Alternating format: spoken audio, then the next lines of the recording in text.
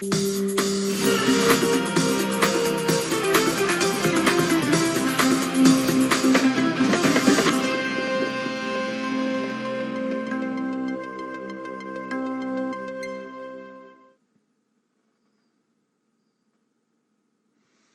dia, pessoal. Bom dia para vocês todos. São 7 horas da manhã. Vamos sair da cama porque a semana está no meiozinho, né? E ainda faltam 2 dias para a gente morrer de trabalhar, porque esse mês de dezembro é um mês de dezembro muito estranho. Afinal de contas, né, em anos passados até aqui, quando chegava o mês de dezembro, os ânimos iam se esfriando, as coisas iam se acalmando, já preparando o espírito para as festas de Natal, né? Apesar da história das encrencas do grupo da família do WhatsApp, as pessoas tentavam convergir no fim de ano, mas esse fim de ano está acontecendo de tudo no mundo. Hoje eu cheguei aqui logo às 6 horas da manhã, encontrei o pessoal lá na redação e comentei, mas não para de acontecer, as coisas não param, né? Bom, de hoje até sexta-feira, muita coisa ainda vai acontecer, porque está lá o Congresso trabalhando, né?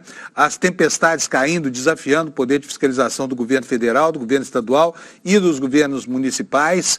Enfim, o mundo está em pleno movimento. Nós estamos em dezembro, um mês atípico, né? Um mês cheio de coisas, de novidades, principalmente no campo da política. E o jornal de hoje vai destacar muitos assuntos, porque ontem aconteceu tanta coisa que a gente precisava de mais 1 hora aqui, pelo menos, para poder tratar de tudo com o devido cuidado, né, que esses acontecimentos têm que ter. Eu vou começar falando que a Justiça Militar condenou 11 PMs que faziam a segurança do Vinícius Gritzbach. Quem foi Vinícius Gritzbach? Era aquele sujeito que lavava dinheiro com imóveis para o PCC e foi alvejado por uma saraivada de tiros de metralhadora em plena chegada ao aeroporto de Cumbica, aqui em São Paulo. Você se lembra disso, né? Pois esse sujeito do PCC tinha uma escolta de 11 policiais. E as implicações desses policiais, inclusive com o atentado em que ele perdeu a vida, ainda são objeto de investigação. No plano do fornecimento de energia elétrica, olha, hoje vai ser um dia muito complicado, porque no litoral de São Paulo, na região metropolitana de São Paulo, mas principalmente no litoral do Rio de Janeiro, o dia vai ser de muita chuva, é o que nos antecipa a meteorologia. E aí vem os percalços de sempre, né? Aquilo que você já está acostumado a enfrentar. E para quem mora em São Paulo, isso é um pesadelo, porque toda vez que arma uma tempestade, né, e essa é a estação das tempestades, o paulistano fica assustado porque acha que vai ficar a semana inteira sem energia elétrica. E ontem, o ministro das Minas e Energia, o governador de São Paulo e o prefeito de São Paulo se acertaram finalmente, convergindo pelo menos em uma coisa. Querem convencer a ANEEL a acabar com o contrato com a Enel, contrato que vence em 2028 e que estava para ser renovado automaticamente. Mas a população de São Paulo não aguenta mais. Então se juntaram lá as 3 esferas de poder para tentar encontrar uma solução para um processo de privatização muito mal feito. Lembrando aqui que a privatização foi feita em benefício de uma estatal italiana, essa Enel, que com certeza é a pior prestadora de serviços, a pior concessionária de serviços públicos do país. Olha, hoje é dia 17, hoje, aliás, é aniversário do meu filho caçula, do Rodrigo, que está completando 23 anos. Quero logo dar os parabéns para o meu filhotão aí, que só me dá orgulho e coisas boas, tá? Mas além do aniversário do Rodrigo, hoje também seria o dia da exibição do especial do Zezé de Camargo lá no SBT, que, como se sabe, não vai acontecer mais porque o cantor pirou na madrugada de domingo para segunda-feira, gravou lá aquele vídeo chamando, né, dizendo que as filhas do Silvio Santos prostituíram o SBT e aí pediu para não ser veiculado especial de fim de ano, não foi. Aí o Zezé de Camargo essa madrugada parece que caiu em si, porque publicou uma nota pedindo desculpa aí por ter usado esse termo prostituição, mas não adianta nada, né, porque o estrago que ele provocou foi muito grande, né? Temos novidade também lá em Brasília. A Câmara aprovou finalmente o projeto de reforma tributária, aumentando os impostos para clubes de futebol, para fintechs e para SAFs, né, para poder custear uma parte dos programas sociais do governo e também, principalmente, aquela isenção de imposto de renda para quem ganha até R$5.000. E a situação no continente também fica cada vez mais tensa, né, fazendo par com essa percepção de um mês de dezembro atípico aqui no Brasil, mas também no continente. Por quê? O cerco de Trump à Venezuela ficou mais agravado agora. Por quê? Ele está se apropriando do petróleo da Venezuela. determinou um cerco total aos petroleiros que saem do país e quer sufocar economicamente a Venezuela. Bom, ainda temos mais uma confusão aqui em torno da renúncia da Carla Zambelli, pessoal discutindo se isso pode ter efeito jurídico ou não. Nós vamos esclarecer hoje para você e eu já antecipo que não. Tá? Não adianta ela apresentar a renúncia, que a situação dela não muda nada, uma vez que a perda dos direitos políticos, e não só do mandato, dos direitos políticos, ela não pode nem votar. Tá? Isso é determinado pela legislação penal. Isso independe de qualquer movimento que ela possa vir a fazer. Tá? E olha, você não vai ficar triste. Deixa eu mudar de câmera aqui para dizer isso, porque eu tenho certeza que você está esperando agora que eu chame o Alex para a gente discutir o futebol, essa coisa toda, mas o Alex continua em casa com conjuntivite e o Sato, que está aqui na direção de TV no lugar dele, se recusa a falar de futebol. Portanto, não teremos o quadro do futebol hoje, tá bom? E por isso eu vou começar o programa direto aqui com a questão da meteorologia, que hoje é assunto obrigatório, tá? Nem você que não gosta desse quadro aqui vai deixar de dar importância a ele no dia de hoje. Sato, põe minha página no ar, por favor. Olha só, esse aí é o mapa do Brasil, nós estamos acostumados entre o fim do outono, né, e o começo do verão, o fim da primavera, aliás, e o começo do verão, aparece essa faixa aí de tempo chuvoso que atravessa o Brasil em diagonal, né, desde o extremo noroeste até o litoral do sudeste brasileiro. E hoje é um dia muito especial. Olha só a quantidade de alertas que o INMET está publicando aqui na sua página na internet. Acumulado de chuva. Primeiro, esse vermelhinho aqui em cima é de grande perigo. O que ele está dizendo aqui para nós? Olha, esse alerta vale das 9 horas da manhã de hoje e termina às 23h59, é meia-noite. Está dizendo o seguinte, olha, vai chover mais de 60 litros por metro cúbico, né? Isso ao longo de uma hora, ou mais de 100 litros por metro cúbico, não, metro quadrado. Mais de 100 litros por metro quadrado no acumulado do dia, que é um aguaceiro enorme nas regiões marcadas no mapa em vermelho, com grande risco de grandes alagamentos, aqui os adjetivos graçam, né? Transbordamento de rios, grandes deslizamentos de encostas em cidades com tais áreas de risco.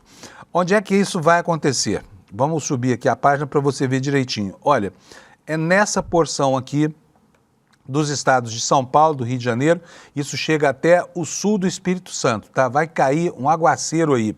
A gente se lembra que quase todo ano tem problema nas encostas da Serra do Mar, até porque essa é a região com maior índice pluviométrico do país, tá? A chamada Serra da Chuva, lá em Angra dos Reis, é o lugar que mais chove do Brasil. E sempre, como existem grandes adensamentos urbanos aqui nessa região, espalhados pelos pés das serras, com população muito vulnerável, então aqui o risco é muito grande, por isso a severidade dos alertas do INMET. Vai chover bastante mesmo.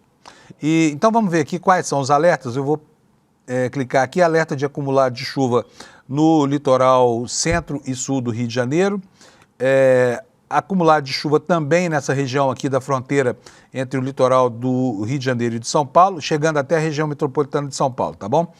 E aqui eu vou passar agora para as temperaturas e para o clima na previsão do tempo do INMET, tá bom?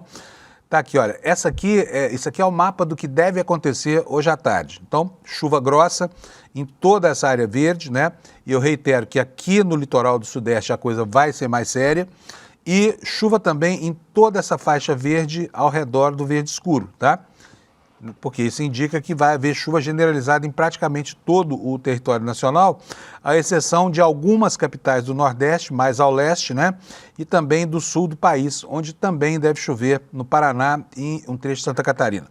Vou agora então às temperaturas. Porto Alegre vai ter máxima de 29, vai ser um dia quente, com poucas nuvens. Hoje vai ser um dia para os gaúchos aproveitarem.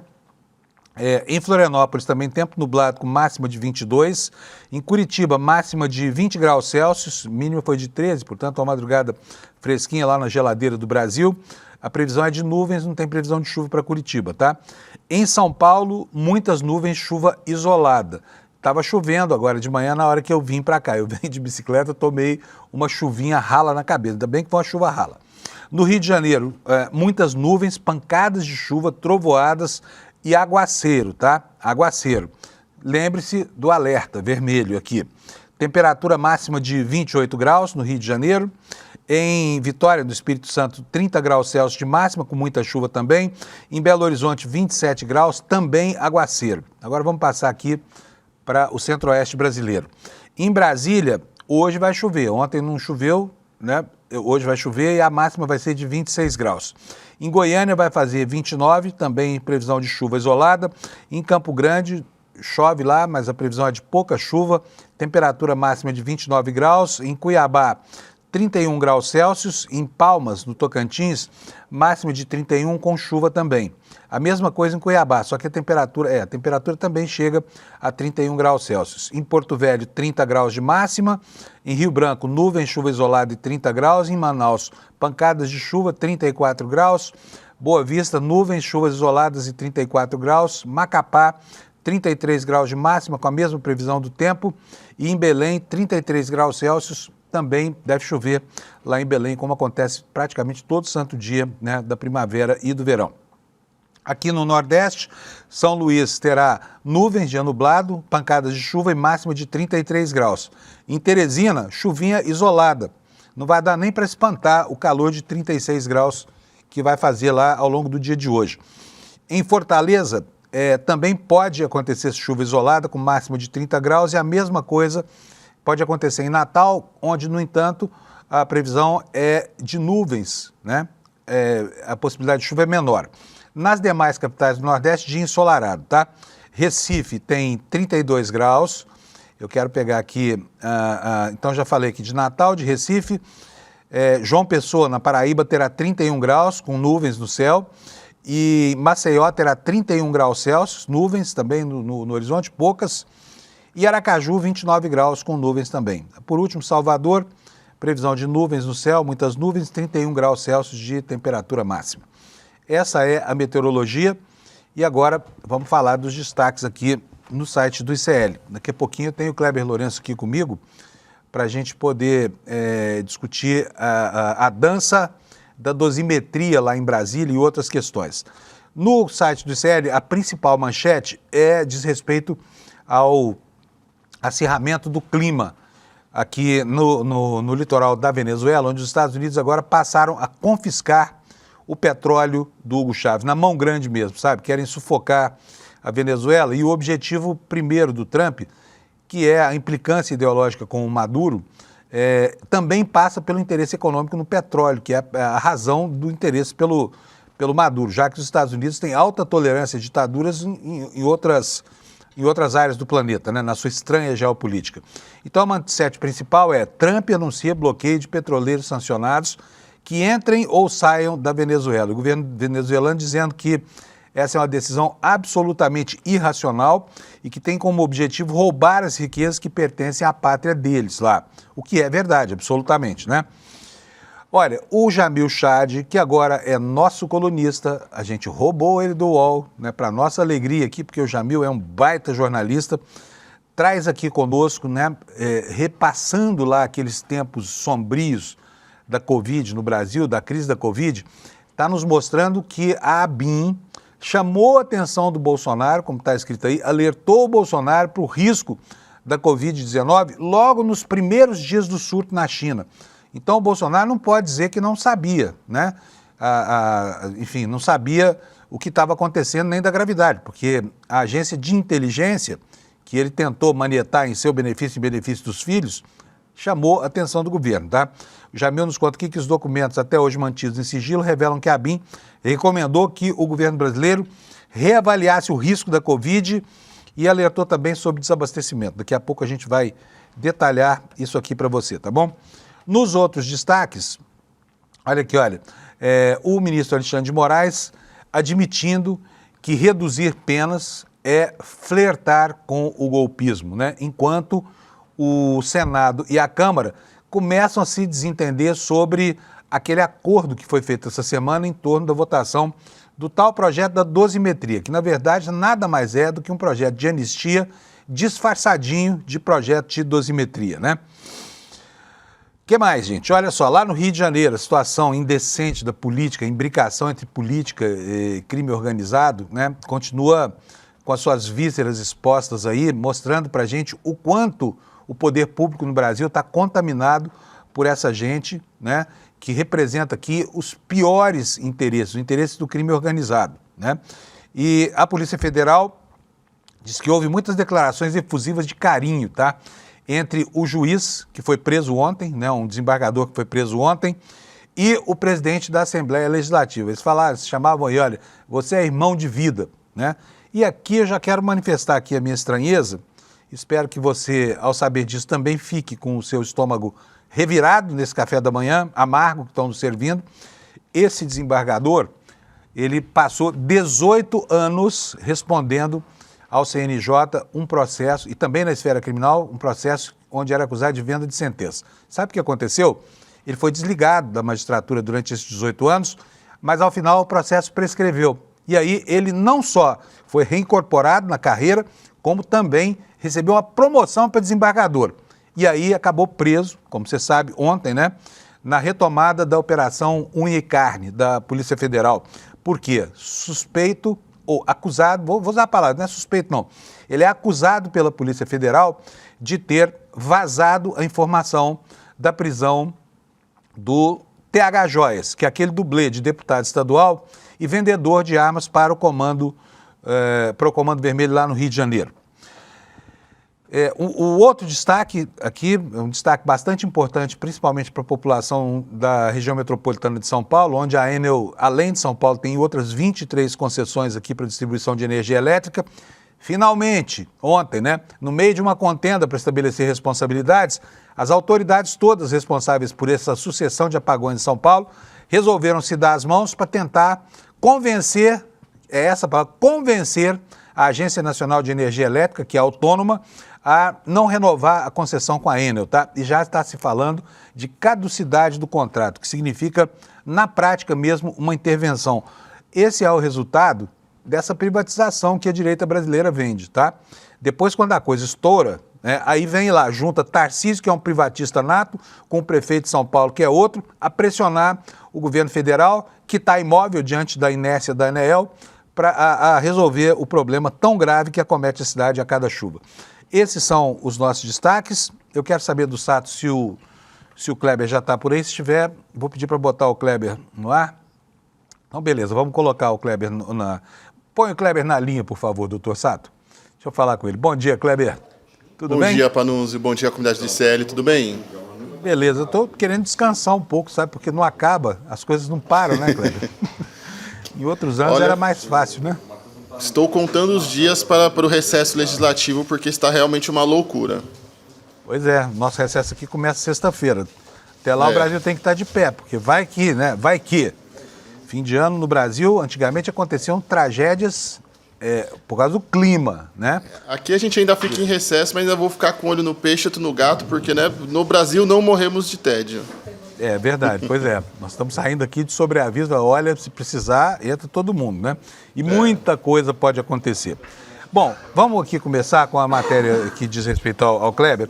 Vocês estão sabendo, né? Nós temos noticiado isso aqui, do andamento do tal do projeto da dosimetria, que na verdade nada mais é do que um nome aí para fantasiar, para mascarar a pretensão do Centro Brasileiro, Aécio Neves e Paulinho da Força, Michel Temer, de anistiar golpistas. Por quê? Porque eles têm uma alma golpista. Então, para eles, quem dá golpe não está cometendo crime nenhum, né, Kleber? Mas acontece que, enfim, esse processo começou com a história da anistia, que não colou, né? E, apesar de toda a choradeira lá da família do Bolsonaro, ofereceu-se ao país uma alternativa aí para reduzir o impacto das penas altas, só que o que foi acordado entre Câmara e Senado, que não deveria estar acontecendo, não está sendo respeitado, né? Então os senadores ficaram surpresos com o que chegou ontem para eles, vindo lá da Câmara. O Kleber vai contar a história para a gente. O que aconteceu, Kleber, com o tal do acordo da dosimetria? Olha, Panunzio, o que aconteceu é simplesmente extraordinário. Ontem, durante uma entrevista à CNN, o senador Renan Calheiros, do MDB de Alagoas, ele afirmou que o texto, que assim, o Senado e a Câmara estavam já conversando há algumas semanas e meses sobre esse tema para tentar entrar em um acordo, e o que o Renan disse foi que o texto apresentado pela Câmara dos Deputados aos senadores previamente é diferente do texto que foi levado à votação depois na Câmara dos Deputados. Eu vou até separei uma declaração dele à CNN, onde ele disse: um outro texto tinha sido apresentado tanto ao presidente Davi Alcolumbre quanto a alguns líderes partidários. E, de repente, a surpresa que a Câmara novamente aprovou um texto para abrandar, para liberar geral, para possibilitar a revisão criminal em vários estados do Brasil de pessoas que cometeram crimes variados. E ele também mencionou nessa entrevista que na segunda-feira, no dia 15, ele teve uma reunião com o líder do MDB no Senado, o senador Eduardo Braga, com o presidente da Casa, o senador Davi Alcolumbre, e também com o ex-presidente Rodrigo Pacheco. E entre os assuntos, foi discutido também esse texto diferente que foi apresentado pela Câmara. Ele disse desse jeito: nós tivemos uma longa reunião, o líder do MDB, o senador Eduardo Braga, com o presidente do Senado e com o senador Rodrigo Pacheco. Nós conversamos bastante, analisamos o texto, o equívoco que significou a Câmara dizer que mandaria um texto na prática e ter mandado um texto completamente diferente. Então, parece que havia, sim, um acordo, uma conversa sobre aprovar o texto da dosimetria, que, mais uma vez, é uma anistia disfarçada. E parece que a Câmara e o presidente da Casa, Hugo Mota, tiveram um desvio nesse meio de caminho.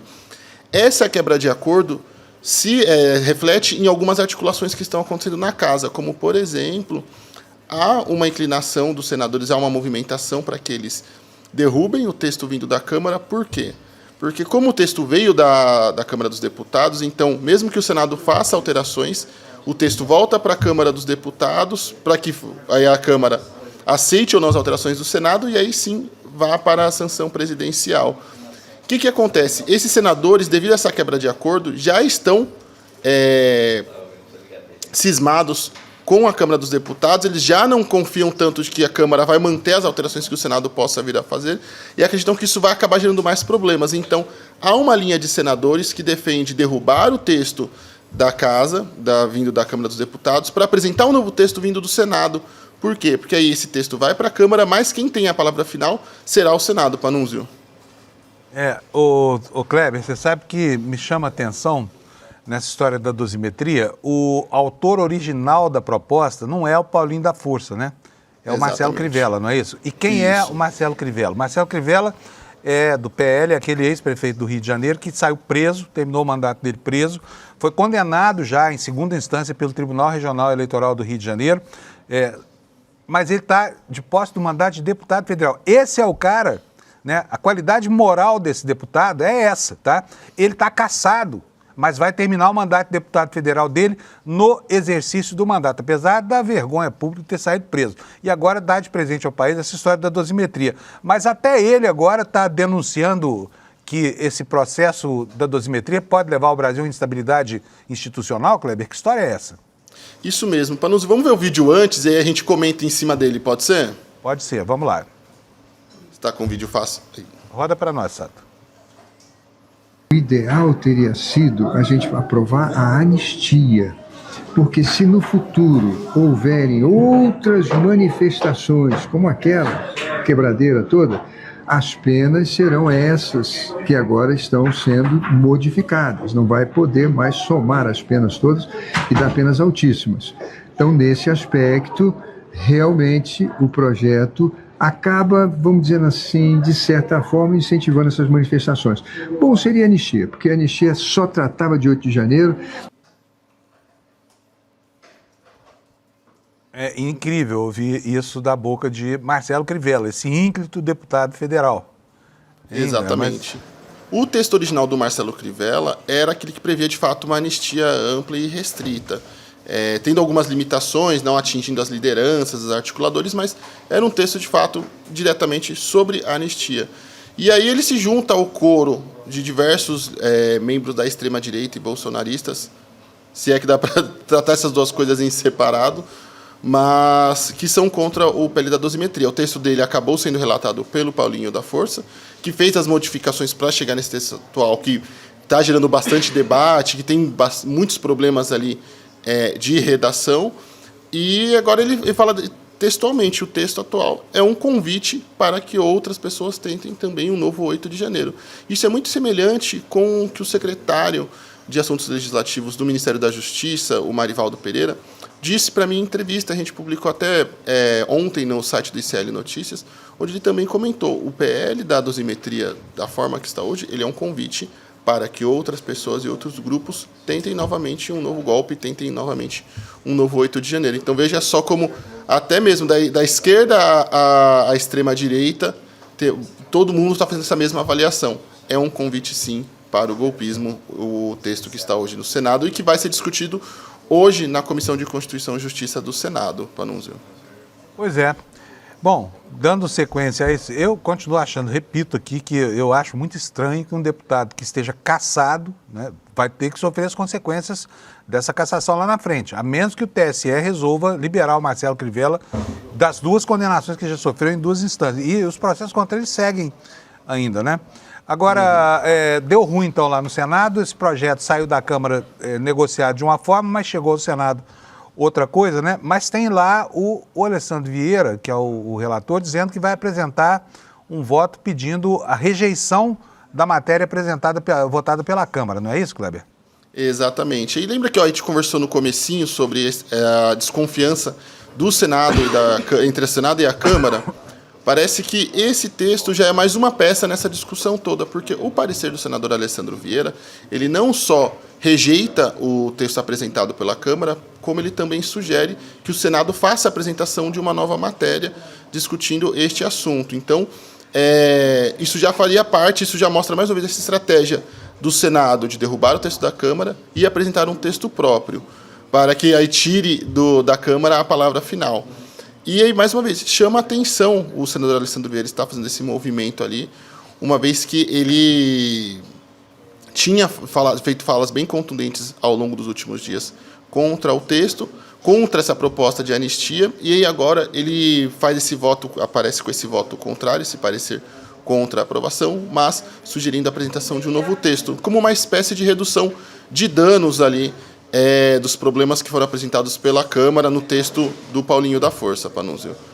Muito bom. Olha, agora uma outra questão. Enquanto estão tentando aí salvar, né, das condenações o pessoal que fez a baderna que fez no 8 de janeiro e também os responsáveis, ainda tem gente falando que a renúncia de parlamentares que são apenados, né, na seara criminal pode garantir a manutenção da sua condição de elegibilidade. Eu queria entender como, viu, Kleber? Mas, porque a inelegibilidade, aliás, a perda dos direitos políticos não é função da legislação penal, da aplicação da lei penal?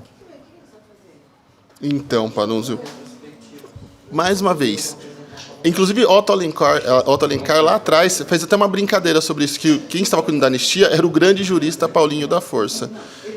O texto apresenta vários problemas. Ele entra em conflito, inclusive, com o PL antifacção, quando a gente fala da questão de abrandamento de cumprimento de pena. É uma verdadeira bagunça legislativa. Todos os juristas com quem eu conversei, Panunzio, foram categóricos com isso. Inclusive, mais uma vez, conversei também com membros do Ministério da Justiça que apontaram toda essa confusão criada pelo Paulinho da Força e que agora, assim, francamente, Panunzio, é mais uma vez a Câmara entregando projetos ruins e mostrando a baixíssima capacidade da Câmara dos Deputados de legislar sobre os assuntos do país, sejam ele anistia, seja crime organizado. Recentemente, boa parte dos textos que vieram da Câmara dos Deputados para o Senado precisaram de profundas correções e profundos ajustes pelos senadores, que começaram a virar uma espécie de babás dos deputados, Panunzio. Muito bom. Bom, eu daqui a pouquinho vou exibir aqui uma entrevista. Eu conversei ontem sobre isso com o Henrique Neves, que é talvez o maior advogado eleitoralista do país, para esclarecer essa confusão toda. E ontem, por exemplo, o Nicolas Ferreira falou na internet, falou no SBT News. O SBT News está bombando, hein? Só dá o SBT News nas manchetes essa semana, hein? O Nicolas Ferreira falou que o objetivo da renúncia da Carla Zambelli, que ninguém entendeu, que apareceu do nada, né, ao longo do fim de semana aí, era exatamente salvar a sua condição de elegibilidade para o futuro. Como se uma coisa... Mas não tem nada a ver uma coisa com a outra. Já vou antecipar aqui, viu, Kleber? Tá bom. Kleber, Bom, já falamos, feito pobres na chuva hoje, literalmente. Obrigado, viu, Kleber? Imagina, Panunzio. O último ponto. É importante que nessa articulação que o Senado vem fazendo para derrubar o texto da Câmara, o que vem sendo estudado entre os senadores é a apresentação de um texto que seja circunscrito apenas aos criminosos do 8 de janeiro, ou seja, redução de penas e afins, e que não alcance os líderes do golpe. No caso, por exemplo, o ex-presidente Jair Bolsonaro, o general Augusto Heleno, o general Braga Neto. Então, essa articulação é feita para isso e provavelmente essa história da anistia e dosimetria não acaba essa semana. Muito provavelmente vamos entrar em 2026, infelizmente, discutindo esse assunto, Panunzio. Beleza, Kleber, maravilha. Obrigadíssimo para você, boa segunda-feira aí, boa quarta-feira, estou com o espírito de segunda-feira aqui, porque a semana deveria estar desacelerada, ela está acelerada e eu estou aqui achando que é segunda-feira. Felizmente já é quarta, né? Obrigadão, Kleber. Imagina, eu que agradeço, Panunzio, e não se esqueçam, para mais informações no www.iclnoticias.com.br. Lá eu também estou todo dia trazendo apurações quentinhas para vocês. Beleza, Kleber, brigadíssimo, viu? Tchau, tchau. Pessoal, seguinte, ontem o Supremo Tribunal Federal terminou o julgamento do Núcleo 2, né? Eram 6 réus, um deles foi absolvido, e esse é aquele núcleo dos implicados na Operação Punhal Verde e Amarelo, que tinha como objetivo sequestrar, prender e até matar autoridades da República, como o presidente Lula, o vice-presidente Geraldo Alckmin, até hoje não entendi por que o Alckmin, e o ministro Alexandre de Moraes. E nesse núcleo estava lá o Silvinei Marques. O Silvinei Marques. Quem era o Silvinei Marques? Você se lembra dele, porque esse nome é um nome marcante, né? O Silvinei Marques era o diretor da Polícia Rodoviária Federal que fez aquela operação de guerra para impedir os eleitores de algumas cidades do Nordeste, onde o Lula era muito bem votado, de chegar até a urna de votação. Então, o Silvinei foi condenado. E eu vou mostrar aqui para vocês um trechinho desse julgamento que não tem a ver com mérito, mas tem a ver com a história, né? E os ministros discutindo ali com muito bom humor o golpe dentro do golpe de 1968, né? Fazendo uma analogia com isso que acontece ao longo, né, da nossa era aqui, da nossa era de fragilidades institucionais provocadas por esse grupo de extrema-direita. Então eu vou pedir para o Sato rodar para a gente um VTzinho aqui, para que a gente veja como é que foi ontem o clima durante a votação o julgamento, né? O final do julgamento desse núcleo 2, que é, assim, encerrando assim a parte mais importante e substanciosa dos processos que decorreram do 8 de janeiro. Roda para nós, Sato, por favor. Carmen, fazendo um paralelo com a tentativa de golpe que estamos julgando, Vossa Excelência lembrou de 1977, onde o presidente Geisel se antecipou. O general Silvio Frota havia convocado todos os comandantes das regiões para uma reunião no Ministério do Exército, exatamente para dar o golpe dentro do golpe. O segundo golpe. O primeiro foi de 68, 69. Exato, né? Uma sucessão de golpes. E fazem até uma outra carta constitucional que nem nome de Constituição tiveram coragem de chamar. Chamaram de emenda constitucional, que se fosse emenda seria inconstitucional, porque foi feita por 3 pessoas e não pelo Congresso nos termos previstos, mas nem nome de Constituição teve. O Brasil tem essa história. Teve Constituição, que teve nome de Constituição, mas não foi Constituição, em 1937.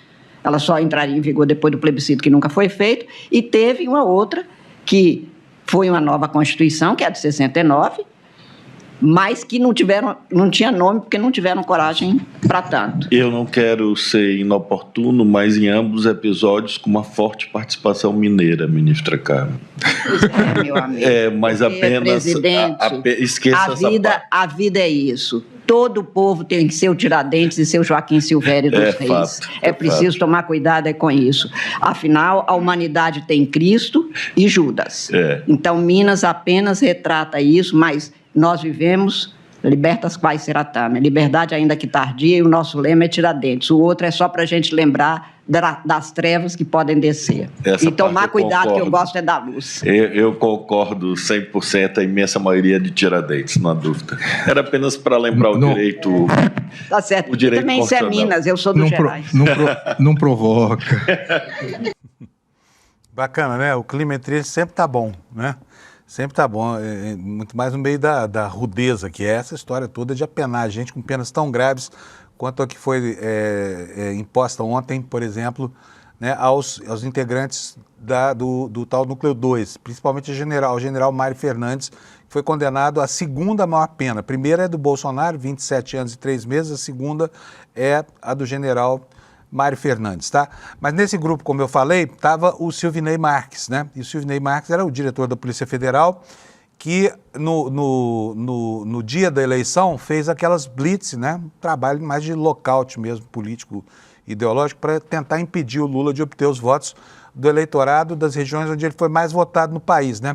E deu tudo errado, porque o Xandão ameaçou prender essa coisa toda, mas ontem saiu a sentença do Silvinei. Agora, você quer ver uma coisa engraçada? Vou mostrar para vocês.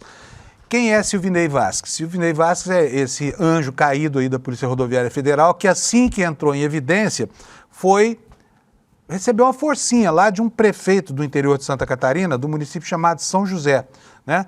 Esse município tem o senhor Silvinei Vasquez, bandido, condenado, né? Condenado na condição de secretário do município. Pode isso? O cara vai ser preso, está condenado e é secretário do município de São José. Olha aqui, ó, estou aqui dentro do site da prefeitura. Primeiro aqui, ó, está aqui o site institucional da estrutura da prefeitura. O Silvinei está aqui, olha, Secretaria de Desenvolvimento Econômico e Social. Quer ver só? Está no site da prefeitura, ó, Secretário de Desenvolvimento Econômico e Inovação, secretário Silvinei Vasquez. Eu queria saber do prefeito de São José o que ele acha de ter um presidiário, que é esse sujeito aí, um malfeitor, um sujeito que assacou contra a democracia brasileira, numa condição tão importante assim, de membro do primeiro escalão dessa cidade, sabe? Nem mesmo o furor ideológico pode justificar esse tipo de coisa, né? Bem, existe uma confusão no país, eu estava falando com o Kleber agora há pouco, você ouviu, em torno dessa história de gente que está enrolada com julgamentos com consequências severas, de repente lançando mão de artifício para tentar preservar o que ainda resta de possibilidade de permanecer no poder. Estou me referindo aqui primeiro a Carla Zambelli, né? Estou vendo aqui o Silvinei. Silvinei condenado, não tem direitos políticos, foi cassado, ele não pode tirar um passaporte, ele não pode sair do país, mas está mandando lá em São José. População de São José, vocês acham isso bacana? Ter um malfeitor, um sujeito, um bandido, condenado pelo Supremo Tribunal Federal na condição de auxiliar, de braço direito do prefeito da cidade de vocês? Com relação a Carla Zambelli, ontem o Nicolas Ferreira falou no SBT News que o objetivo da renúncia dela, que de surpresa aconteceu nesse fim de semana, foi a de preservar a possibilidade de se eleger no futuro. Olha isso, né? E aí, em função de manifestações como essas, eu fui conversar ontem com o advogado Henrique Neves, que já foi 2 vezes ministro do Tribunal Superior Eleitoral e que é um dos mais respeitados advogados eleitoralistas do país, para saber dele que sentido isso tem. Será que a renúncia, que é um ato de vontade do parlamentar que já foi condenado por participação numa trama criminosa, pode anular algum efeito dessa condenação? Segundo Henrique Neves, não pode não. Veja só o que ele falou para mim. A renúncia, depois da condenação, ela tem algum efeito para a situação jurídica da Carla Zambelli? Na parte de inegibilidade, não. O que se discute é se essa renúncia seria válida, porque ela já não teria mais um mandato. Mas isso, em questão da inegibilidade, no fundo até poderia ter uma questão se a gente estivesse tratando daquela inegibilidade de quem renuncia um mandato para escapar de uma condenação pelo próprio parlamento. Mas como no caso dela, o processo já foi arquivado, essa inegibilidade dificilmente seria imposta a ela. E na prática, seria inócua, porque ela já tem uma inegibilidade decorrente da condenação criminal, que alcança um período muito posterior a essa que se poderia cogitar. Então, na realidade, eu não vejo nenhuma influência seja na condenação criminal, seja na questão da inegibilidade, que ela não poderá concorrer nas eleições pelos próximos 18 anos. E com relação aos votos que ela fez somar para a legenda, porque ela teve um caminhão de votos, ela teve quase 1 milhão de votos, esses votos são anulados ou não? Não tem problema, são situações diferentes. Ninguém aqui está cuidando de um problema eleitoral. Não foi uma ação julgada pela Justiça Eleitoral que essa sim pode gerar nulidade dos votos quando se verifica que alguém foi eleito por fraude, por compra de votos, alguma coisa assim. O que ela teve foi uma ação penal, não é uma ação da Justiça Eleitoral, foi uma ação penal na qual ela foi condenada criminalmente. Então isso não tem reflexo na contagem dos votos. Tem reflexo no mandato, porque tanto o artigo 55 da Constituição determina que a mesa declare a perda, como o artigo 15, que é uma coisa que pouca gente está mencionando, mas o artigo 15 é muito claro, que suspende o direito, a pessoa que tem condenação criminal transitada em julgada, ela fica com os direitos políticos suspensos até o cumprimento da pena. E suspender direitos políticos é muito mais do que inelegibilidade. A inelegibilidade é a incapacidade de você receber votos, você não pode ser votado. Agora, quando você tem os direitos políticos suspensos, você praticamente deixa de ser cidadão, você não pode votar, você não pode ser votado, você não pode tirar passaporte, não pode fazer concurso público. Então, é uma gama de direitos muito superior ao simples justo sufrágio, que é o de você poder ser votado, que é a questão que se resolve com a inelegibilidade. E durante toda essa condenação, durante 10 anos, ela vai ficar com os direitos políticos suspensos. Aí quando termina, é que se começa a contar os 8 anos da inelegibilidade. Agora, então tem ela outros tem 18 dois. anos aí até 2025, 35, 2053. É tempo. Henrique, agora, com relação aos outros dois que ainda não foram caçados, e que um deles já está condenado, que é o Ramagem, que está lá nos Estados Unidos, e tecnicamente ele poderia até participar de sessões legislativas remotas, por exemplo, em algumas ocasiões em que a Câmara permite isso. Mas o que ele contribui com votos, por exemplo, a decisão eventual de algum projeto de lei, uma PEC, um projeto de resolução, tem valor legal ou não? Ou é nulo de pleno direito? Em princípio, pelo que eu tenho visto, que foi inclusive o que o Eduardo Bolsonaro tentou, mas a mesa da Câmara foi muito veemente, não é possível exercer o mandato de fora. Ainda que você tenha hoje a facilidade de fazer o voto pelo celular em qualquer lugar do mundo, isso é uma questão excepcional, não é para você transformar isso num hábito. Porque a atividade parlamentar ela não se resume à votação no plenário. Ela tem todo o trâmite na casa, participação nas comissões, debates. Então, como que você vai ser um parlamentar ativo sem sequer ter possibilidade de debater com os colegas de uma comissão, mas poderia fazer por videoconferência? A gente sabe que a política, em Minas principalmente, era no pé do ouvido, né? E ainda que você tenha hoje telefone, todas as tecnologias, isso não impede e nem suspende a necessidade da pessoa estar presente diariamente na Câmara dos Deputados, ainda que seja de terça a quinta-feira, mas toda semana está lá para poder participar dos debates.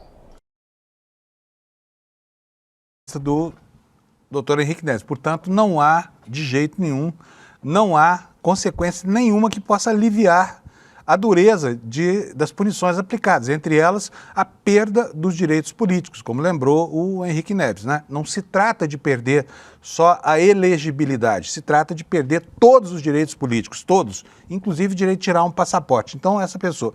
Agora, em meu socorro aqui vem meu irmão Pedro Paulo, que me manda uma publicação do Diário Oficial do município, o Diário Oficial dos Municípios de Santa Catarina, está aqui na capa para vocês, olha aqui, ó. Um decreto do prefeito Orvino Coelho de Ávila, prefeito lá de São José, exonerando o auxiliar dele. Foi exonerado ontem, tá? Está publicado hoje no Diário dos Municípios. Está aqui, ó, prefeito do município de São José, no uso de suas... Que vergonha, hein, prefeito? Esperar chegar até aqui, sabe? Para se livrar da companhia ingrata de um bandido condenado, um sujeito que a sacou de maneira tão severa contra a democracia brasileira, e o senhor acolheu aí na sua prefeitura como se ele fosse uma celebridade. Mas ontem caiu a ficha, né, prefeito? Tá aqui, olha. Fica exonerado a pedido o servidor Silvinei Vasques do cargo de secretário do Desenvolvimento Econômico e Inovação, SM, com lotação na Secretaria de Desenvolvimento Econômico e Inovação. Esse decreto entra em vigor na data da publicação. Paço Municipal, São José, Santa Catarina, 16 de dezembro de 2025. Portanto, além de condenado, ainda não está preso, mas logo será, Silvinei Vasquez já não tem mais emprego lá na Prefeitura de São José, tá bom? Então está feito aqui o registro. Obrigado, viu, Pedro, pelo socorro que me deu aqui. Eu estava aguardando essa publicação do Diário Oficial, mas não tinha encontrado ainda. Bom, vamos dar sequência aqui para o nosso noticiário político. Nós temos, né, o recrudescimento da situação lá na costa da Venezuela. Está aqui a manchete no nosso site. Olha, Trump anuncia bloqueio de petroleiros sancionados que entrem ou saiam da Venezuela. Está se apropriando do petróleo da Venezuela, roubando mesmo, metendo a mão, né? O governo venezuelano diz que a decisão é absolutamente irracional, tem o objetivo de roubar as riquezas que pertencem à nossa pátria, né? Uma matéria da AFP que está aqui no site, no icrnoticias.com.br. O presidente dos Estados Unidos, Donald Trump, anunciou na terça-feira um bloqueio naval dos navios petroleiros sancionados que saiam ou se dirijam à Venezuela em uma nova escalada na sua campanha de pressão sobre Caracas. O que ele disse? Disse o seguinte, olha, hoje determino o bloqueio total e completo de todos os petroleiros sancionados que entram e saem da Venezuela, escreveu Trump na Truth Social, que é a rede social dele, né? Na terça-feira, ontem à noite, dias depois que as forças americanas apreenderam um navio-tanque em frente ao litoral venezuelano. Trump também assinalou que o destaque naval no Mar do Caribe apenas ficará maior até que a Venezuela devolva aos Estados Unidos da América todo o petróleo, a terra e outros ativos que roubaram de nós anteriormente. Não me consta que a Venezuela tenha tido um período de imperialismo contra o território ou qualquer interesse americano. Me parece que o petróleo que está sendo apreendido aí está em território venezuelano, né? Extraído da costa e do interior da Venezuela. Mas está aqui o Trump dizendo que os venezuelanos roubaram dos americanos as riquezas que consideram dele, quer dizer, já se apropriou há muito tempo, né? Ele também assinalou que, na mensagem, o republicano justificou o bloqueio, alegando que o regime venezuelano havia sido nomeado como uma organização terrorista internacional. É isso que faz com que ele possa chancelar uma guerra, na verdade, contra uma nação estrangeira sem autorização do Congresso americano, tá? A Venezuela reagiu, diz o seguinte, o presidente dos Estados Unidos pretende de maneira absolutamente irracional um suposto bloqueio naval militar à Venezuela com o objetivo de roubar as riquezas que pertencem à nossa pátria. Quer dizer, é um dizendo que o outro está roubando, né, de coisas que lhe pertencem. Em 10 de dezembro, Washington sacudiu o mercado de petróleo quando interceptou um navio-tanque que, segundo ele, estava sancionado pelo Departamento do Tesouro e que tinha acabado de sair da Venezuela carregando petróleo. Os Estados Unidos ficaram com o embarque e o combustível, que foi classificado pelo governo do Nicolás Maduro como roubo descarado. Paralelamente, Washington anunciou avaliações contra 6 empresas do setor de transporte de petróleo e 6 navios-tanques, porque isso é como a lei Magnitsky, né? Essas empresas que negociarem com áreas sancionadas pelos Estados Unidos, elas ficam impedidas de fazer negócio, inclusive de transacionar com moeda dentro dos espaços em que há interesses americanos em jogo, tá? Então é isso, é uma escalada, o que está acontecendo, cada dia que passa a situação tende a ficar mais irracional, né? E o que nós estamos vendo aí, na verdade, é o Trump estendendo seus tentáculos para aquilo que ele considera o quintal dos Estados Unidos, né? Na geopolítica das zonas de interesse global. E aqui fica a pergunta, como é que o planeta vai reagir, né, nessa escalada para evitar uma guerra que ninguém nesse momento, a não ser a ultradireita americana, pretende ver acontecer. Vou mostrar para vocês agora uma matéria importantíssima do Jamil Chad, nosso colunista aqui no portal do ICL Notícias, né? E essa matéria remonta lá aos tempos da pandemia, logo no comecinho da pandemia, o Jamil descobriu documentos que estavam classificados como secretos, que não foram conhecidos até hoje, mostrando que a ABIN alertou o Bolsonaro sobre os riscos da Covid-19 logo nos primeiros dias do surto lá na China. Portanto, o Bolsonaro, que sempre negou a gravidade dessa pandemia, que tentou manter a economia do país funcionando, sabotar o lockdown, inclusive o uso de máscaras e que atrasou as vacinas, sabia, porque foi informado pela sua agência de inteligência, dos riscos dessa doença, tá? Vamos ver aqui o que o Jamil está nos contando hoje. O governo de Jair Bolsonaro sempre soube dos riscos que a Covid-19 representava e foi alertado sobre a ameaça de desabastecimento de equipamentos de proteção para médicos, enfermeiros e pacientes. Desde os primeiros dias da descoberta do vírus na China, a Agência Brasileira de Inteligência alertou o Palácio do Planalto sobre o risco de uma crise sanitária, inclusive sugerindo medidas. A informação faz parte de documentos da agência e que foram obtidos após uma longa batalha judicial pela Fiquem Sabendo, que é uma organização sem fins lucrativos especializada em transparência pública. Em 2023, e depois de os documentos terem sido vetados pelo governo Bolsonaro, a imprensa brasileira publicou informes da ABIN que faziam o alerta a partir de março de 2020.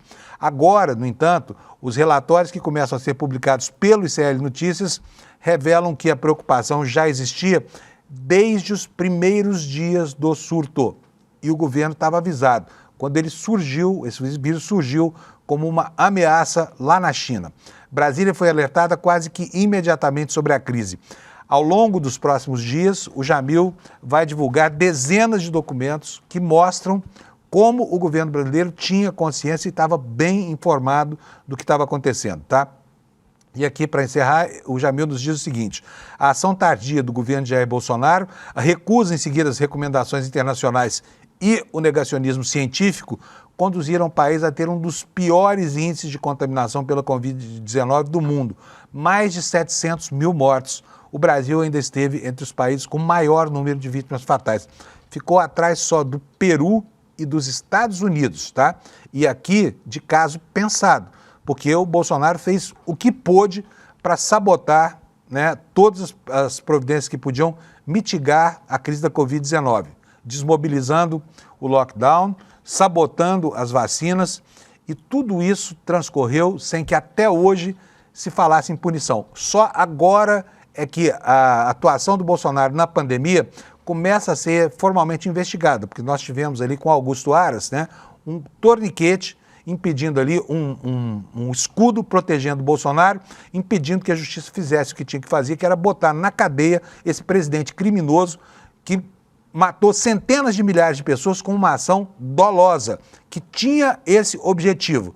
Na época, né, era o efeito da multidão, a imunização da manada, né, que o Bolsonaro acreditava que iria conter isso. Portanto, ele mesmo dizia, olha, vai ter que morrer gente, então que morra logo, assim todo mundo fica logo imunizado, porque vai ter contraído essa doença, formando assim um cordão sanitário, tá? Então, não perca aqui no nosso site, nos próximos dias, o Jamil Chad vai mostrar para a gente esses documentos aí que demonstram que o governo não pode alegar desconhecimento da gravidade, até porque os seus órgãos internos estavam muitíssimo bem avisados. Vamos falar um pouco sobre a situação lá no Rio de Janeiro, gente, porque o Rio de Janeiro, né, beira, enfim, é uma ópera bufa o que está acontecendo lá, esse envolvimento terrível de crime organizado com políticos, né, e da alta cúpula do poder no Rio de Janeiro, presidente de Assembleia. Agora, ontem a gente ficou sabendo de desembargador, né, desembargador que foi preso por ter vazado informação da operação Zircônio, Zargum, né, que é o nome que a Polícia Federal colocou nessa operação. Enfim, houve ali uma verdadeira conspiração, juntando lá o juiz responsável, que era esse desembargador, e o presidente da Assembleia Legislativa do Rio de Janeiro. Temos matéria aqui no nosso site, mostrando aí, olha, que a Polícia Federal encontrou, né, declarações efusivas de carinho entre esse juiz, o desembargador que foi preso, e o presidente da Assembleia Legislativa. Eles se tratavam dessa maneira doce e carinhosa aí: você é o irmão de vida. Irmão de vida. Bom, matéria da Folha Press, espelhada aqui no nosso portal, nos dá conta do seguinte: a Polícia Federal apontou que o juiz do TRF2, Macário Ramos Judici Neto, foi o possível foco do vazamento de informações sigilosas ao deputado estadual Rodrigo Bacelar, do União Brasil, que é o presidente da Assembleia Legislativa do Rio de Janeiro, que está afastado por determinação do ministro Alexandre de Moraes. O Bacelar, segundo as investigações, teria repassado informações sobre a operação policial ao ex-deputado TH Joias. Quem é o TH Joias? ele chama Tiago Raimundo Santos da Silva, né? Mas o nome de urna dele era TH Joia, você sabe, ele foi preso, já não é mais deputado, porque, enfim, foi removido do mandato na marra. E, enfim, as mensagens obtidas no aparelho telefônico, em aparelhos telefônicos apreendidos ontem, apontam, segundo a PF, para uma relação de intimidade entre Rodrigo Bacelar, o presidente da Assembleia Legislativa, e esse desembargador Macário Júdice Neto, né? A análise policial diz que isso chamou atenção em razão de palavras de afeto e trocas de declarações efusivas de carinho que denotam confiança e lealdade, mais ou menos como se fossem, né, pertencentes à mesma família, com GLI no final, família mafiosa. Segundo a PF, os diálogos apontam que houve um encontro entre Bacelar e o magistrado. Olha só isso, hein? Numa churrascaria no aterro do Flamengo, na véspera da Operação Zargum, em 3 de setembro de 2025. Permitindo-se concluir, ou seja, os dois jantaram juntos na véspera, tá? Bacelar e esse desembargador. Então diz aqui a nossa matéria, permitindo-se concluir que Bacelar e Macário provavelmente estavam juntos quando o TH Joias enviava mensagens a Bacelar sobre a sua fuga, eles chamam aqui de evasão, e a destruição de provas. Também são usados outros exemplos de intimidade entre o presidente da Alerj e esse magistrado. Em 23 de outubro de 2025, as mensagens mostram Bacelar dizendo para Júdice Neto: você é irmão de vida, você é irmão de vida. Não se desgaste por nada, porque o melhor nós não temos, irmão, é amizade para a vida e reciprocidade. Declarações de amor de dois bicudos do crime organizado, imbricados no judiciário e na política do Rio de Janeiro. Agora, quero que você pare um minuto para refletir sobre algo que parece tão absurdo que não tem como nominar. Esse juiz, esse desembargador, né, Júdice, olha o nome do cara, Júdice. Esse desembargador, ele era juiz no Espírito Santo, né, na Justiça Federal, no TRF2, Rio de Janeiro e Espírito Santo, e ele, em 2003, ele foi afastado do cargo por suspeita de venda de sentença. Passou 18 anos fora do judiciário, respondendo ao CNJ, respondendo a um processo criminal. O processo criminal prescreveu, ele não foi punido e não apenas foi reintegrado, isso já 2023, tá? Eu errei a data aqui, a data em que isso aconteceu foi 2008. De 2008 a 2023, ele ficou afastado das funções de juiz. Aí foi readmitido porque o processo prescreveu, não foi punido. O tempo passou, não julgaram, prescreveu. E imediatamente foi promovido a desembargador, tá? Agora, preso nessa operação, se for julgado e condenado, provavelmente vai ganhar do CNJ qual a punição? Aposentadoria proporcional pelo resto da vida. Como ele está no judiciário há muito tempo, ele vai ganhar R$40 mil por mês, mole, né? Vai ficar na boa vida pelo resto da vida.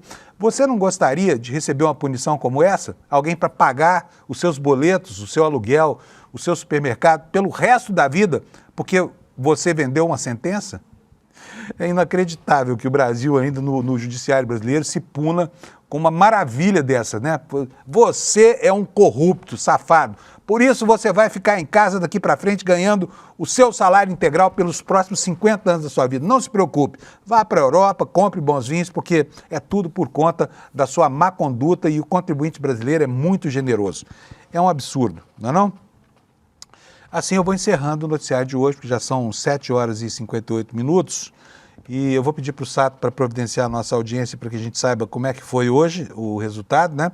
Para que você possa ficar sabendo da sua contribuição aqui para o nosso orgulho e nosso deleite. Está aqui, olha, Desperta ICL está ali com 23.517 espectadores no momento e na frente de todo mundo aí mais uma vez. Foi uma semana muito boa para nós, porque todo santo dia a gente entregou para o N1 essa audiência em primeiro lugar, tá bom?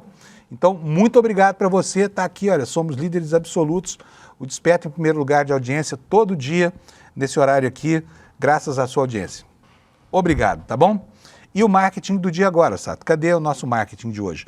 Você sabe que o ICL é uma empresa que desenvolve cursos, né, em vários níveis e nós estamos aqui promovendo agora a segunda turma da pós-graduação sobre Repensando o Brasil, que chama o curso que é coordenado pelo Gessé Souza, né? Mas hoje eu vou falar um pouquinho sobre a retrospectiva de notícias aqui de 2025, né? E nós vamos apresentar a partir de que dia? A partir de hoje, é isso, Sato? Não, a partir de sexta-feira, dia 19/12, dia 19 está ali em cima, olha, 19 de dezembro, às 8 horas da manhã, tá? Nós vamos apresentar aqui nesse espaço a retrospectiva do ICL Notícias de 2025, que está muito legal esse ano e você não deve perder, tá bom? Então, olha só, você pode, desde já, se inscrever aqui, olha, ICL, aqui, vou aqui, ó, aqui, icl.com.br/retro, de retrospectiva, tá bom? Apresentado pela Roberta e pelo William de Luca aqui no ICL. Gente, olha, brigadão, amanhã, quinta-feira, né, já vamos estar um passo do fim da última semana útil. Estaremos aqui às 7 da manhã para repassar para você aquilo que vai acontecer nas próximas 24 horas, tá bom? Obrigado pela sua audiência, bom dia para você, até amanhã. Um ano intenso e perigoso. Ferro quente? Vamos relembrar tudo na retrospectiva do ICL 2025, que vai ser ao vivo. Agora foi. Um ano de seguidos ataques da extrema-direita. Todos os crimes. A resistência das forças democráticas. Um plano. As análises do nosso time de jornalistas e comentaristas. Para fechar o STF. Retrospectiva ICL 2025. Apresentação Roberta Garcia e William de Luca. Sexta-feira, 19 de dezembro, a partir das 8 da manhã.